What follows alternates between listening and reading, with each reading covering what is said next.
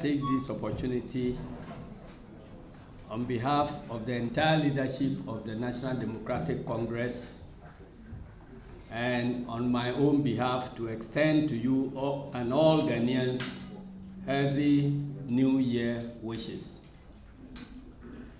We have convened this press engagement to focus attention on the historic developments and other matters of grave concern relating to the election of Speaker and Deputy Speakers of the Parliament of the Republic of Ghana, which transpired 2 days ago. From the onset, I'd like to salute and celebrate our gallant NDC members of Parliament for the brave fight they put up in the defense of the Constitution of the Republic of Ghana and, by extension, our democracy. By their resilience and dogged determination, they were able to produce an outcome never before seen in the political history of our dear country. In congratulating the NDC side of the House, permit me to also commend the true nationalists on the MPP side who put the national interest above parochial partisan interests, which led to this glorious outcome. The election of the veteran legislator and perhaps Ghana's most decorated member of Parliament, who has been an MP since 7 January 1993, is a refreshing development which presents positive prospects for our democracy. That said, ladies and gentlemen, events preceding and during the election of the Speaker have cast dark clouds about our democracy and has once again exposed the undemocratic tendencies of the Akufo-Addo-led administration. Indeed, some of these events caused serious embarrassment to the Ghanaian people and brought international shame to our democracy, which was once the envy of many nations. The indelible dark imprints of 6th and 7th January 2021 left many, including us in the NDC, wondering how our once vibrant democracy has sunk and continues to be denigrated under the watch of President Akufo-Addo, who has supervised the most fraudulent election in the history of our republic. Let me firstly place on record the National Democratic Congress's total condemnation of the dastardly acts of connivance to abuse judicial processes, intimidation, brazen disregard for the provisions of the 1992 Constitution of Ghana, naked acts of robbery and disregard of the electoral laws of Ghana, as well as the desecration of Parliament occasioned by the invasion of armed commandos of the Ghana Police and Armed Forces, which constitute an affront to our democracy. Secondly, I'd like to formally commend the 137 NDC members of Parliament for their display of extraordinary courage, gallantry, resilience, dexterity, loyalty, and commitment to the cause of Ghana and the National Democratic Congress in the manner they put up the needed fierce resistance, even at gunpoint, to ensure a sound defeat of the forces of evil and the resounding triumph of our democracy. And finally, to congratulate Right Honorable Alban Kingsford Sumana Bagman on the occasion of his election to the high office of the 8th Speaker of the 4th Republic of of Ghana. Ladies and gentlemen of the media, a brief account of the event that unfolded prior to, during, and after the election of the Speaker of Parliament would establish the appropriate background to our subsequent submissions. In compliance with Article 95(3) of the Constitution of Ghana, which provides, and I quote, "No business shall be transacted in Parliament other than the election to the office of Speaker at any time when the office of Speaker is vacant," unquote. The Clerk of Parliament, Mr. Cyril Kwabena Otin Nsia, who was clothed with the authority to convene the House in the absence of the Speaker, called the new House to order for commencement of official business at exactly 7 minutes after midnight on the 7th of January. When nominations were invited from the floor, Honorable Haruna Idrusu, the MP for Tamale South and the incoming majority leader, proposed Honorable Bagben to take the chair as Speaker of the 8th Parliament of the 4th Republic of Ghana.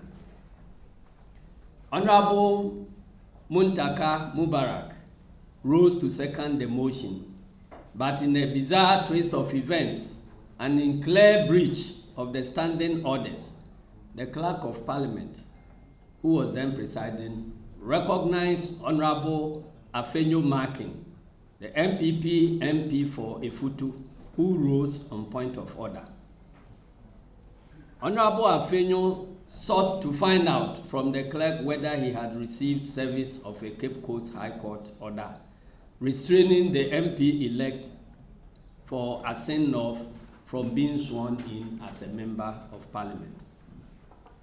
A debate ensued, but before all sides could be heard adequately, for instance, Honorable Dominic Ayine was on his feet, struggling to catch the eye of the clerk. The clerk overlooked all that and ruled that he had received the court order, so the MP-elect of Asen North could not participate in the proceedings. A clear, calculated ploy to reduce the voting strength of the NDC side. However, the clerk was compelled by his own embarrassment to reverse his earlier decision when he could not provide further and better particulars of the service, including the name of the bailiff who affected the service.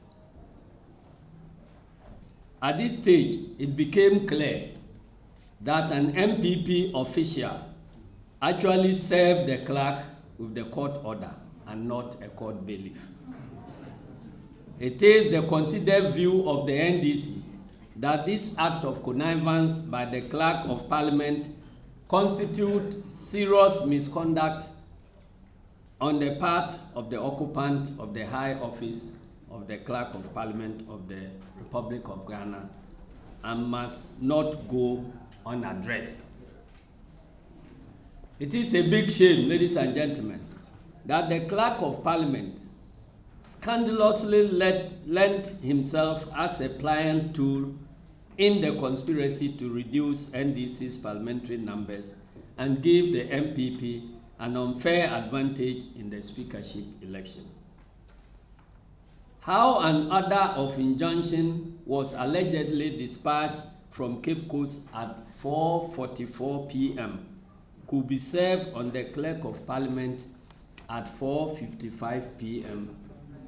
when he was within the presence of Parliament performing his functions is a mystery which only the MPP and the Clerk of Parliament alone can explain. The NDC roundly condemns in the strongest possible terms not only the contravention of the due process of law by the Clerk of Parliament, but the shameful conduct of the Cape Coast High Court. Article 104, Clause 4 of the Constitution provides that, and I quote, where Parliament is considering a bill to amend the Constitution, or where the voting is in relation to the election or removal of any person under this Constitution or under any other law, voting shall be in secret.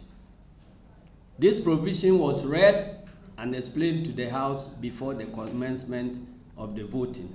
Yet the MPP side of the House insisted on open voting, where each of their members was compelled to display their marked ballot paper openly to their leadership before putting it in the ballot box. In the face of this clear breach of the Constitution and the unwillingness or inability or both of the presiding clerk to enforce the rules, the gallant NDC MPs were left with no other option than to disrupt the voting and stop the continuous perpetrating of this impunity and fraud. Their demand was very clear and specific. Either the vote is conducted according to law, or there will be no voting at all.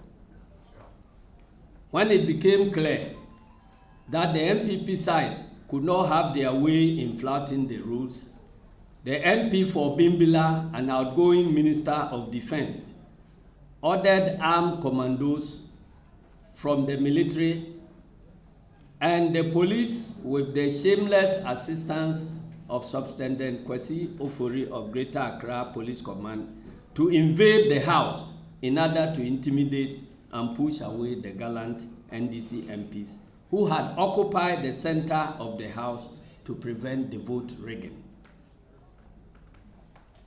There was a standoff between the MPs and the soldiers, which lasted for well over 15 minutes. Once again, the forces of evil were eventually repelled amid boos of shame, shame, thieves, etc., etc. Calm was restored and voting resumed peacefully after a meeting of leadership of both sides with the clerk. It is important to note that a significant number of MPP MPs still managed to display their votes openly, but they were ignored with contempt. At the close of polls, there were signs of relief that the worst was over.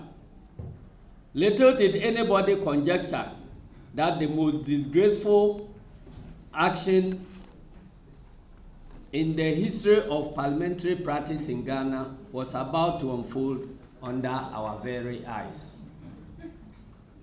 After the sorting of ballots, the completion of the first part of the counting process, which saw one rejected ballot and 136 votes cast in favor of Professor Mike Aaron Kwe, the MPP MP for Swami, Honorable Oseiche Mensah Bonsu, was seen directing Honorable Carlos Ahenkra, another MPP MP for Tema West, to the table where the ballots were being counted. In fact, Honorable Oseiche Mensah Bonsu was seen shoving another MP off to pave the way for Carlos Ahenkra. Immediately after, Honorable Carlos Ahenkra dashed to the table, snatched the heap of ballots being counted for Bagwin, and took to his heels in a Usain Bolt style. Once again, the gallantry of the NDC MPs was on display, and within minutes, the ballot thief had been arrested and the papers retrieved, even though he had managed to chew and swallow 2 ballot papers.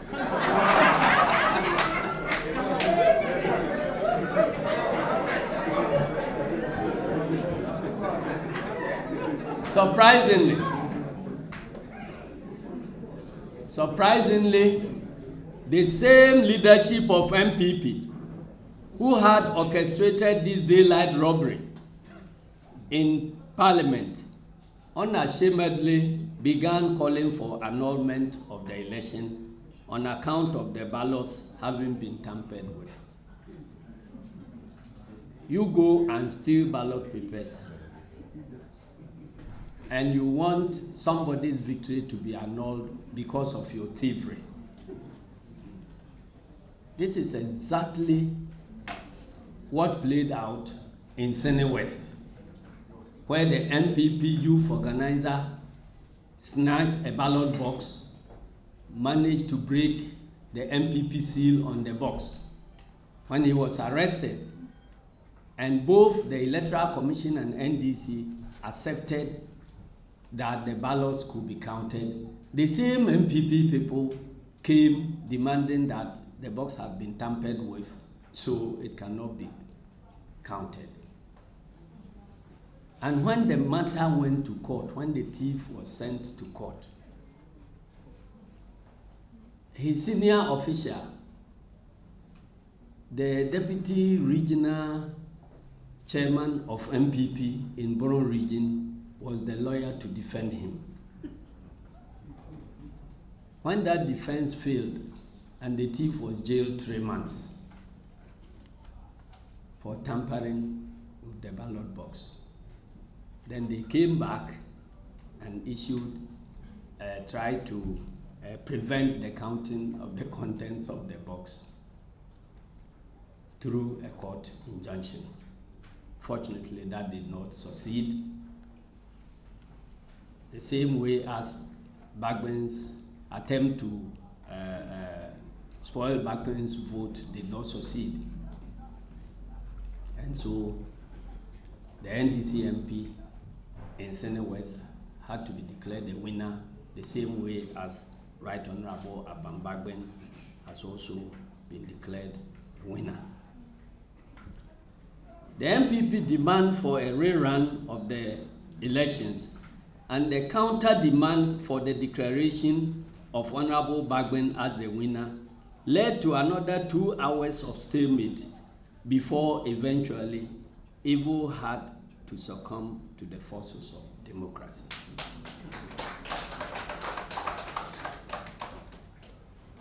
In fact, at some point in time,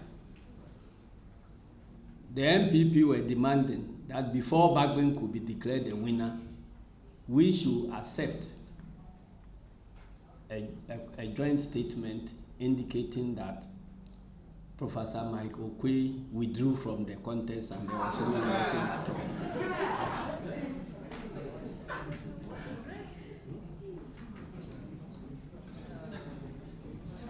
Can you imagine this?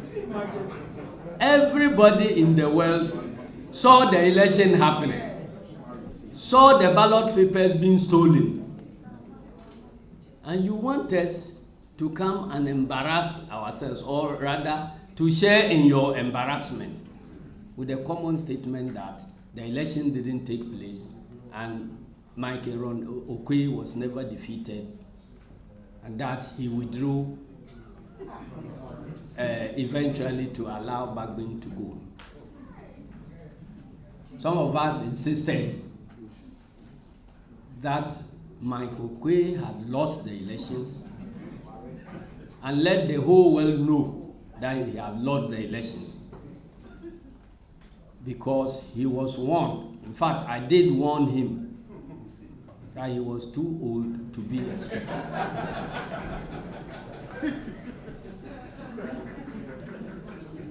And I advised him that this was the time for him to dedicate the rest of his life telling Anansi stories to his grandchildren.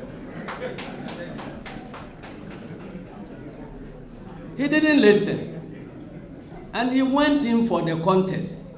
So you must be prepared for the shock of a defeat.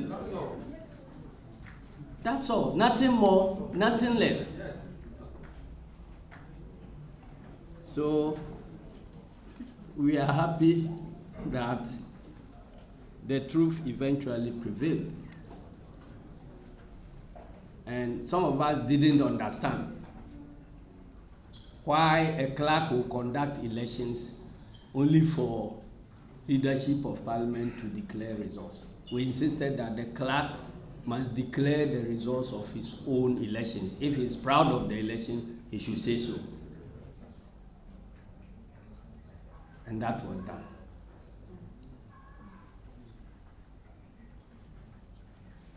Ladies and gentlemen of the media, Parliament in every democratic jurisdiction represent the bulwark of democratic freedoms, and we insist that this excessive abuse of power to intimidate members of Parliament represent a desecration of our highly revered parliamentary democracy and a grave affront to the dignity of the legislative arm of government. No other person than Nana Akufo-Addo as Commander-in-Chief, or shall I say Acting Commander-in-Chief of the Ghana Armed Forces and Chair of the National Security Council, was directly responsible for the unwarranted, illegal and despotic invasion of Parliament before its inauguration. Ladies and gentlemen,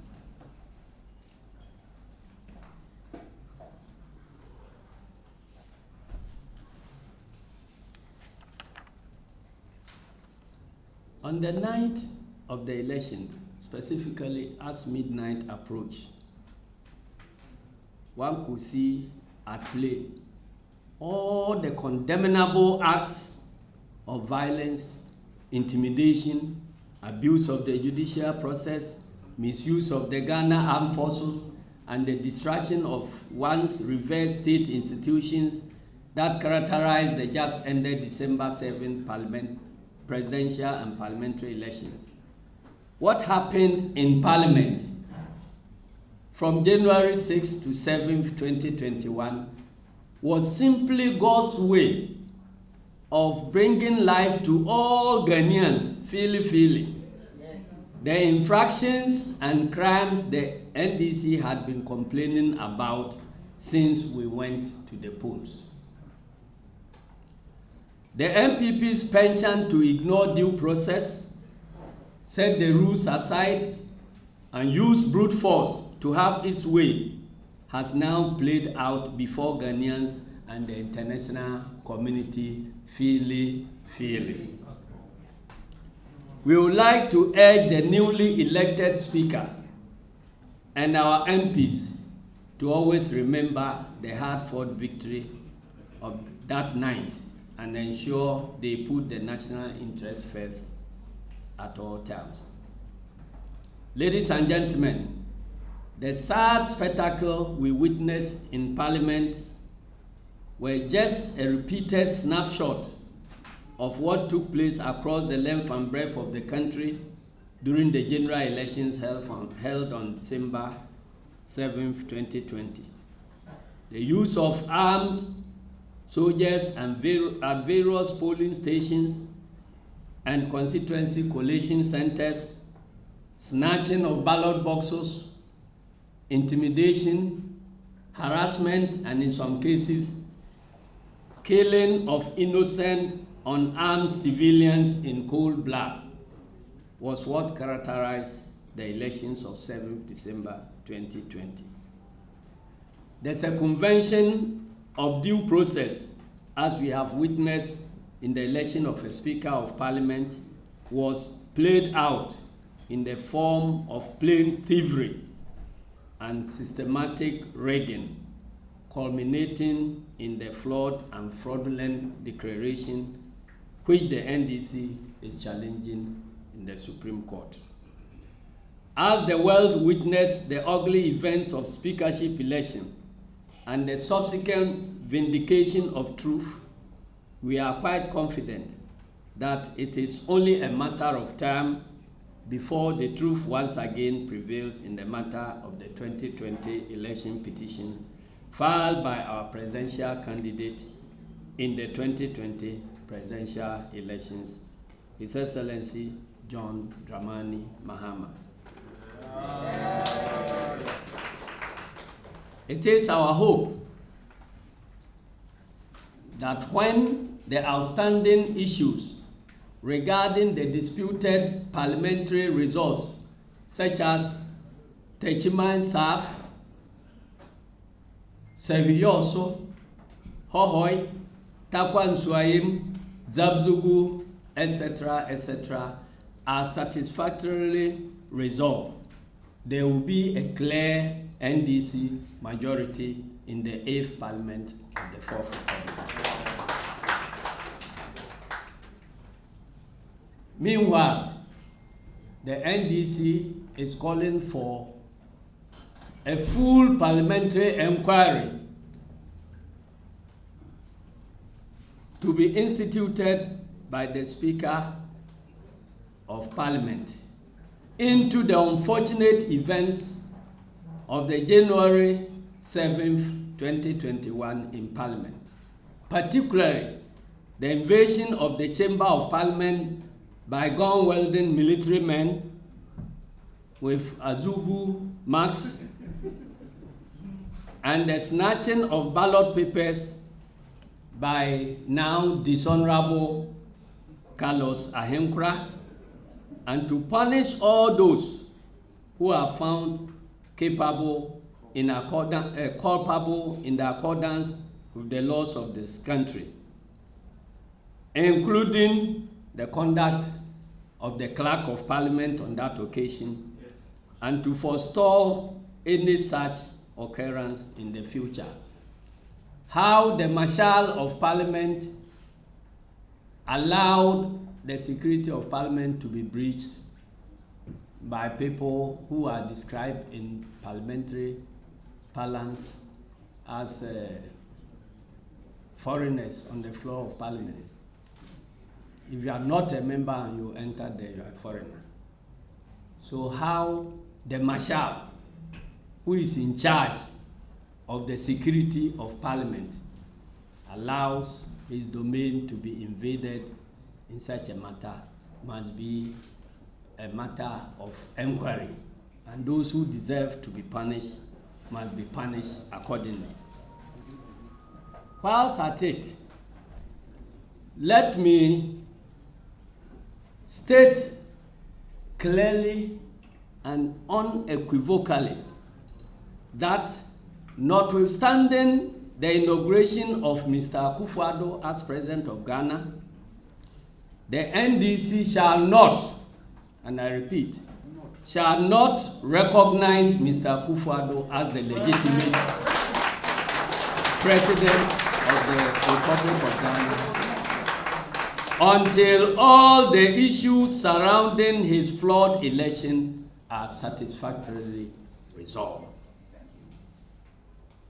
I want to repeat that the NDC shall not, and they must watch my lips, the NDC shall not recognize Mr. Akufo-Addo as a legitimately elected President of the Republic of Ghana until all the issues surrounding his flawed election are satisfactorily resolved. Thank you very much, and may God bless you.